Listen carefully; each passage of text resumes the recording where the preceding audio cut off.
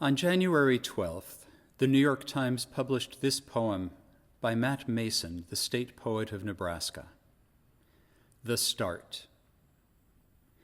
It probably started in a whisper, a murmur, a low tone hardly caught by the papers, a sticker, a poster, a brick wall with slogans in fresh black paint, because it probably started with a shove, some bluster, a gunshot, crushed fingers. It probably started with a speech that caught the right ears on an otherwise happy day. Yellow flowers in a wooden stand on the sidewalk, red apples, radio trying hard to smooth out the mood, kid hurrying past thinking, God, is that man on the corner shouting about me? Pulls his hat low. It probably started with another man, drunk on swagger.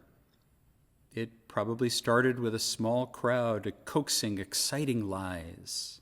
It probably started with a neighbor's head bowed as the drone grows each day, though they'll claim it came in a quick, monstrous surprise. The start. How did Egyptian slavery start for the Israelites?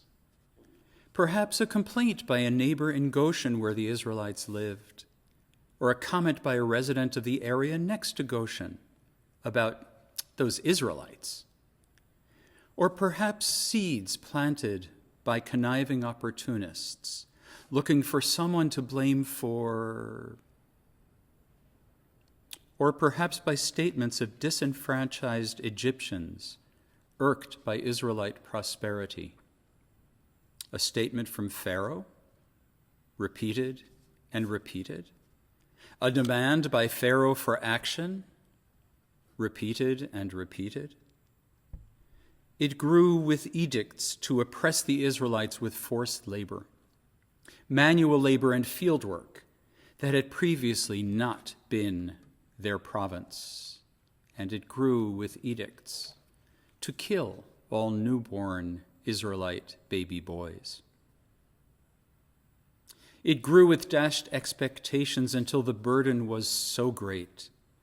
The Israelites finally cried out, but their cries are muffled. 400 years the Israelites labored under successive pharaohs with nary a peep.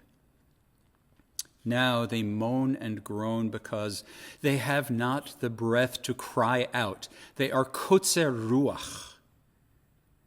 They are rendered breathless by the crushing slave labor. 400 years the Israelites managed somehow to maintain a relationship with their God Adonai. What did they know of their God? Not even recognizing the name of God, Moshe was given by God to use in speaking to the Israelites. Torah tells us to walk in God's ways. Were the enslaved Israelites expected to do this? We, not encumbered by forced labor and constrained choices, are called upon to walk in God's ways. How do we do this? A Talmudic sage enjoins us to emulate God as a way of fulfilling that obligation. Rabbi Chama explains, one should emulate the attributes of the Holy One, blessed be God. For example, just as God made for Adam and his wife garments of skin and clothed them, so we should clothe the naked. Just as God visited Avraham as he was recovering from his circumcision, so too we visit the sick. Just as God blessed Isaac, Yitzchak, after the death of his father Avraham, so too we visit mourners. Just as God buried Moshe in the valley in the land of Moab, so do we bury the dead. What these actions have in common is that they rely on seeing and hearing those in need, and responding to them. We can emulate God by listening as we read in this week's Torah portion. I have now heard the moaning of the Israelites, says God, and I have remembered my covenant. We must see, listen, and remember that we are party to a covenant, a mutual enterprise with responsibilities to one another, to all with whom we share the American promise of freedom. When do we start to see and hear the aggrieved? Remember the bumper sticker from some years back? If you're not utterly appalled, you're not paying attention. When do we finally pay attention so we can see and hear those in chronic pain, those who feel unheard by a system they feel ignores them, those whose spirits have been crushed by unfair treatment or involuntary financial burden, or those who simply cannot abide change? When we finally see and listen, when we recover from having been appalled, what do we do? If it has taken lawless violence to get our attention, we react with lawfulness. We react by eschewing vindictiveness, even as we demand accountability. We seek understanding, a mutually comprehensible language, a shared set of goals.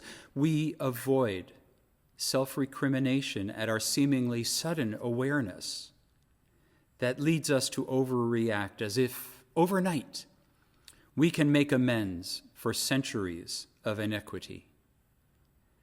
Ahead of us is a major task. Like any major task, it can be accomplished over time, piece by piece.